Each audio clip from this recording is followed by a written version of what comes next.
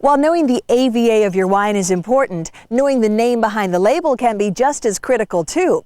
Many labels have their flagship brands and they charge a premium price for them. But did you know they often have what's called a second label?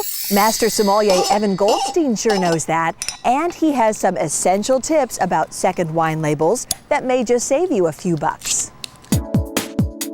Evan Goldstein says the concept of second wines began in the Bordeaux region of France. Obviously, as the fruit comes in, any one of these great chateaus that was producing wine said, you know what, this fruit that's coming in is not as good as the stuff we usually use.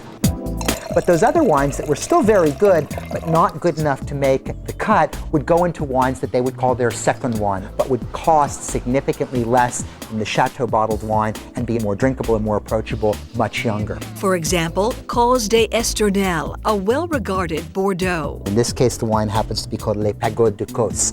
So they're both in the same vintage.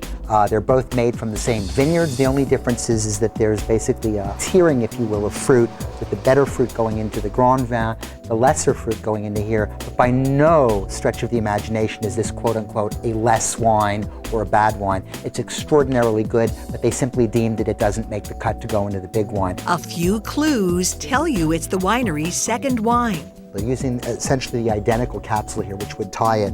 Secondarily, obviously, there's the sharing of the name. Cos d'Estournel is the name of the wine here. Les Pagodes de Cos would be the name here. So once again, the name would tie it together. And thirdly, you'll notice that, in fact, the drawing itself is the same. There is one big difference. The price differential is literally double. You'll also find second labels in American wines. Garnet is Saintsbury's second wine.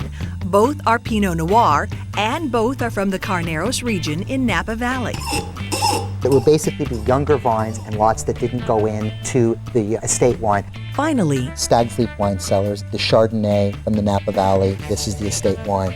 Their second wine, Hot Crest. Here you can see it's produced by Stag's Leap Wine Cellars. A winery's second label, an essential way to find good values in wine.